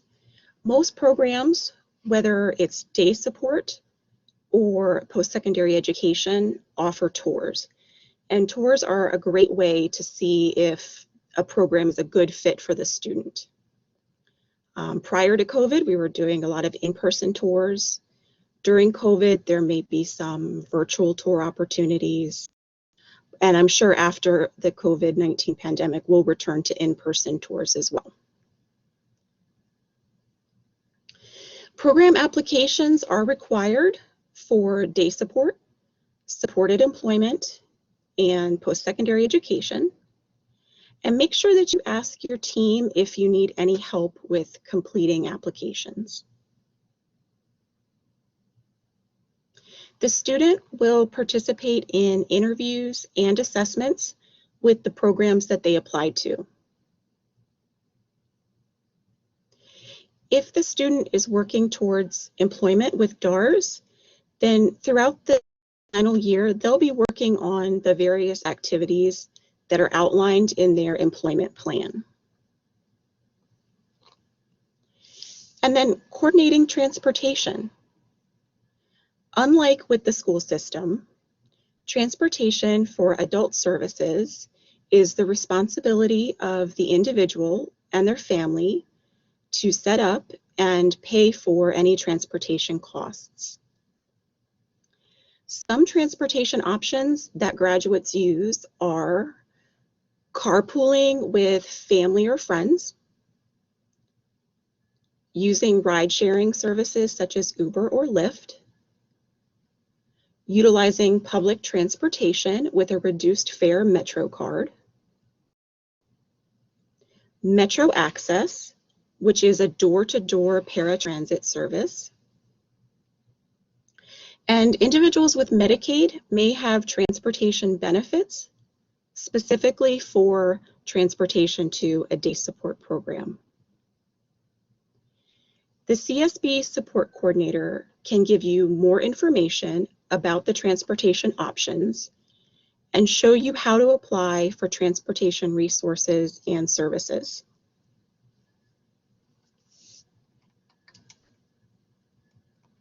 So how are CSB adult services funded? Transition services from a CSB support coordinator are no cost to the student, and CSB funding for services such as day support, supported employment, or self-directed services is available to students after they graduate beginning July 1st, pending budget approval by the Fairfax County Board of Supervisors. If a student has a DD waiver, otherwise known as a Medicaid waiver, all of their services are funded through their waiver, which is state funding.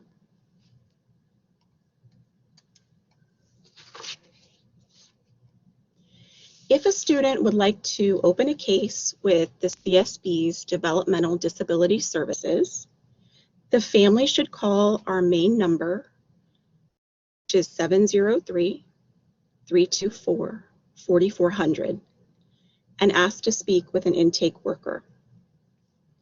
The intake staff will answer any of your initial questions. They'll mail you an intake packet, and then they'll schedule you for an eligibility determination meeting. And that concludes my slides. Clem, I'm going to turn it back over to you, or Michael, I should say, if he has anything to add. No, thank you, Karen.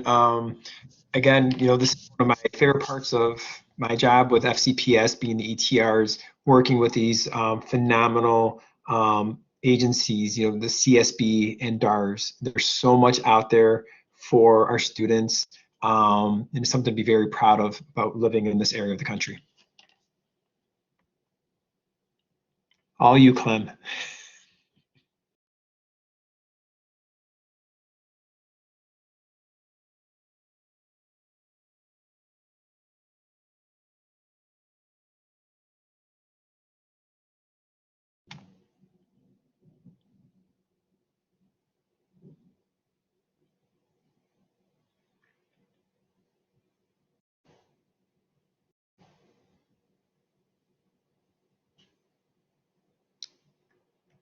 Okay, I'll go ahead and open it up to any questions, though, for either DARS or CSB that anyone may have.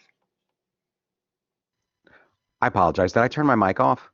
Yes, yeah. I'm sure. Oh my gosh. Wonderful. I'm so sorry. I am so sorry. I've been talking the whole time.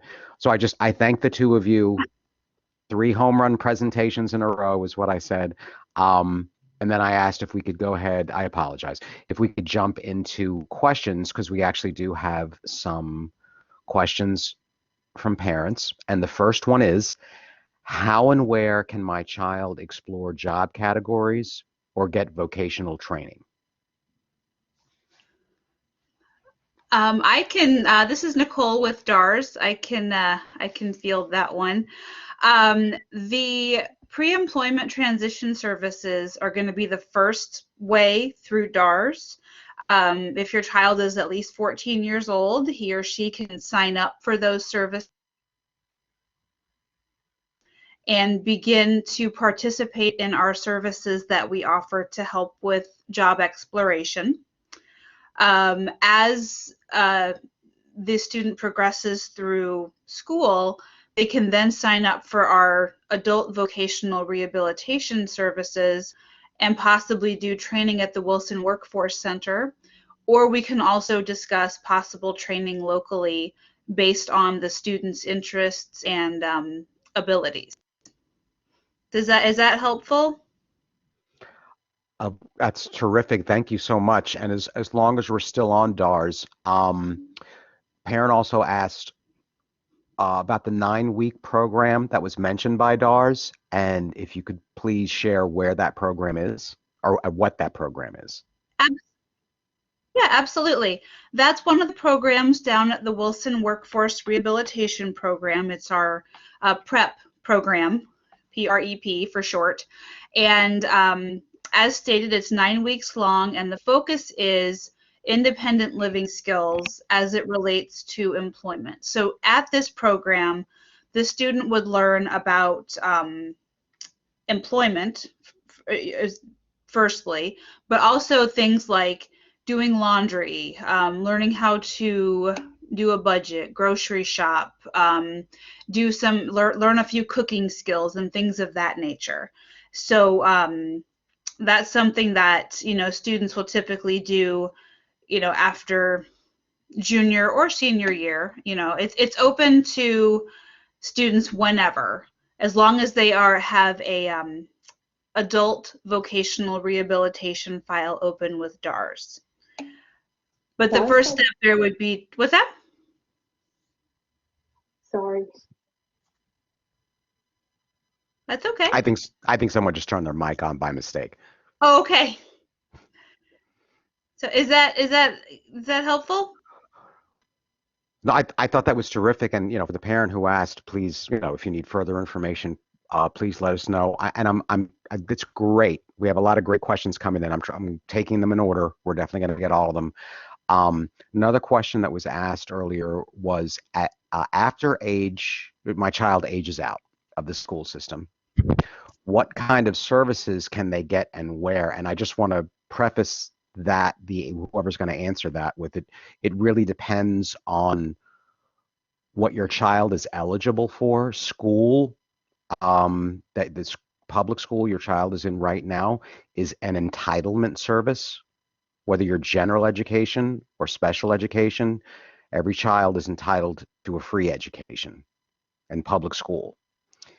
The services that we just heard about, DARS and CSB, they're amazing organizations. I've worked with them for decades, but they are eligibility services. Just like, if I said, I want this job or I want to go to Harvard, I can say that, but I would have to be eligible to get in, and I would have to go through an interview process and have the right credentials to get the job I want.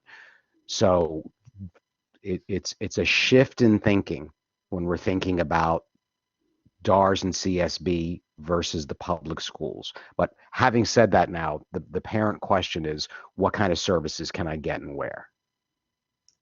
Okay, yeah, thank you for specifying that, Clem. With DARS services, individuals can apply at any age. It does not have to be when they're enrolled in Fairfax County Public Schools. So even if your student has aged out, that's perfectly fine. You can reach out to one of those offices on that last slide. There's an office in Fairfax, and I guess maybe I would advise to call that number, and I can give that number if you need it again. Because once the student has aged out, they wouldn't be able to go to the ETR to find out who their counselor is. Excellent. Thank you. I don't know if the CSB wants to share it all. I guess, sure. Karen, I guess that would be you, yeah. Yeah, sure. So as Clem had mentioned earlier, yes, the services are, what services a graduate gets are going to be based on eligibility and availability in the adult services system. I will kind of just refer back to the types of services that I mentioned earlier, or things like supported employment. So that could be getting a job in the community and having a job coach that helps you get the job and keep the job. It could be having group employment where you're working in a group and having a job coach there with you for your whole shift. It could be a day program. Some grads go on to college, and when they're at college, let's say they go to Northern Virginia Community College and they're enrolled in school. In addition to that, they need some extra support to be successful at school.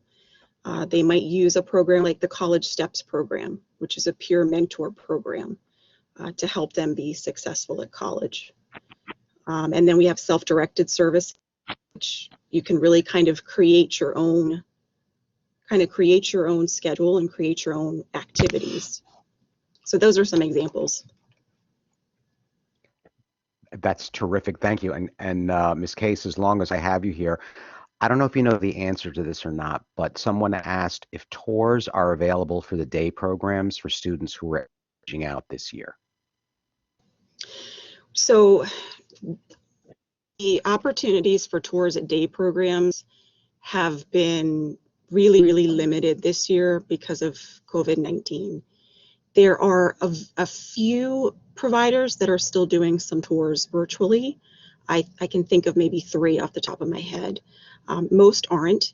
If as interested in a day support that's not offering a virtual tour, then it's a good idea to work with the team, the ETR, and the support coordinator to get more information about the program. And so we can see if we can try to set up like a phone contact with the program manager at the day support, possibly to answer any questions that the family might have.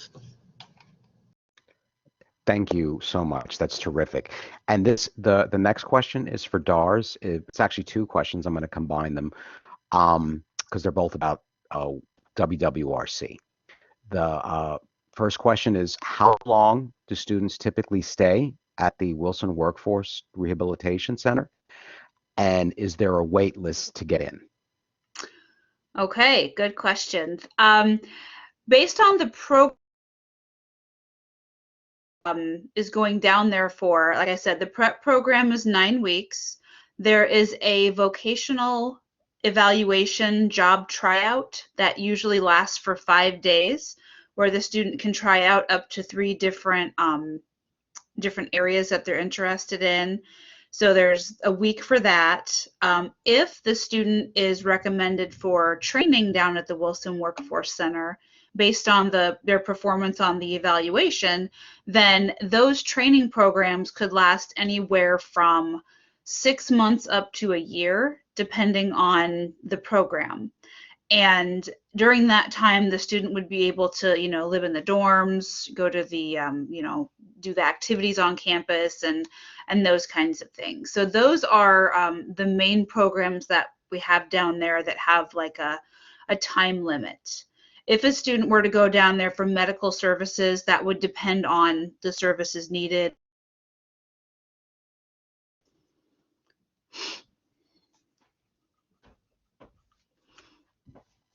Oh, and yes, there is a wait list. Because of COVID last year, well, and this year, the center was closed for a good deal of time just to be on the safe side. And it has reopened, but due to that closing, there is a bit of a wait list. So what I would recommend is, if there's any interest, go to the ETR and talk about opening up a file with DARS and get that process rolling. So, and we're always happy to, as I said, to do informational sessions too if you have specific questions. Thank you so much. Excellent. So the next question, I'm going to try to answer the next question myself. Parent asked, with the DARS program, how is it different from Pulley? What days of the week are DARS available? Is it like a school week? Is there transportation? That's an excellent question. The Pulley Center is part of the public school system. Placement at the Pulley Center is an IEP team decision, and students who go there are usually between the ages of 18 and 22 and have completed all of their high school coursework. regardless, well, in most cases, regardless of the type of diploma they're working on. But it's part of the public school system. So that option ends when a child ages out, which is through their 21st birthday. DARS is and you guys correct me if I'm wrong, it's a short-term state-funded vocational provider. So it's not a program where a person would go and spend, 40 hours, 30 or 40 hours a week there for weeks or months or years. They do provide, obviously, some vocational support to individuals who qualify for their services, and they hire other agencies who have experience working with people with disabilities to help find them employment. But it's not a place, a student might go there for an assessment or for different things for a few hours, but it's not a place where they would go. It's not a program that they would attend. It's a service that they would receive. So I hope that that's helpful. Can my son, who is 14 years old in middle school, apply for CSB or DARS services? For DARS services, and DARS, correct me if I'm wrong, I would say you might want to wait for that, because since DARS is a vocational provider and you have to be at least 16 years old to be able to work in the state, there wouldn't be a whole lot they could do for you. But DARS can certainly correct me if I'm wrong. For CSB services, I think that that's a great conversation to have with your ETR in your school building, to see what types of needs that the child has.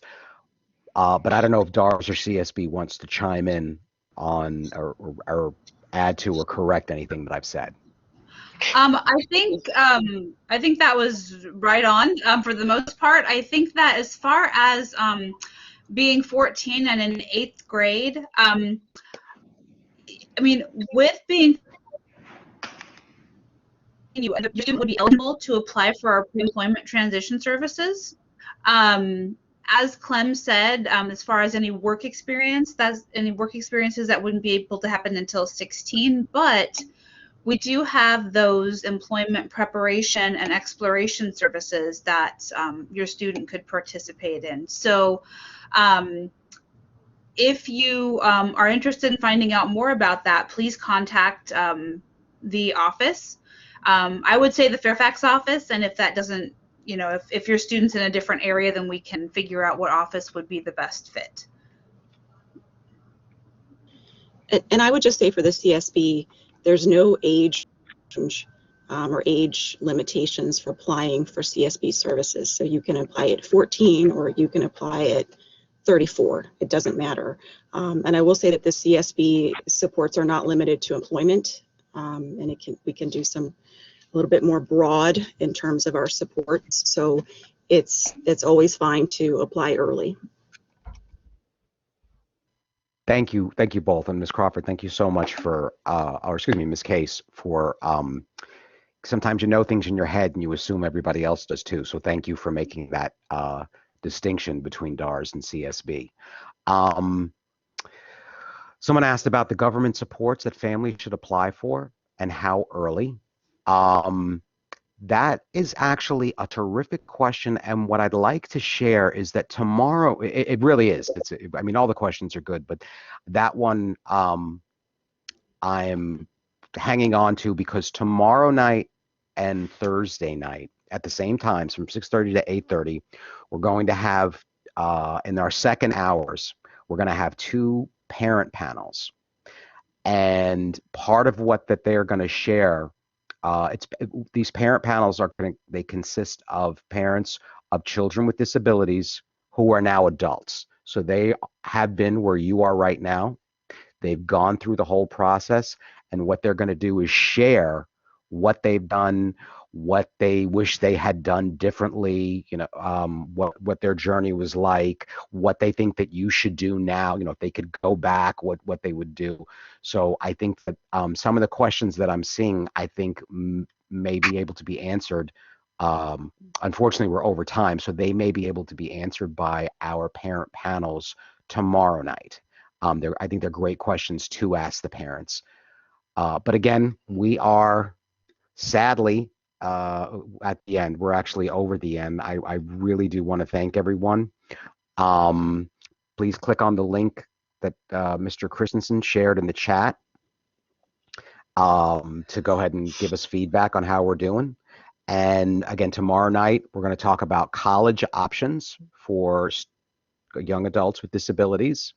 And as I said, you're going to hear from the first of our 2 parent panels, and that's going to start at 6:30. Thank you all so much, presenters, families, staff, everyone, and we look forward to seeing you tomorrow at 6:30. Take care.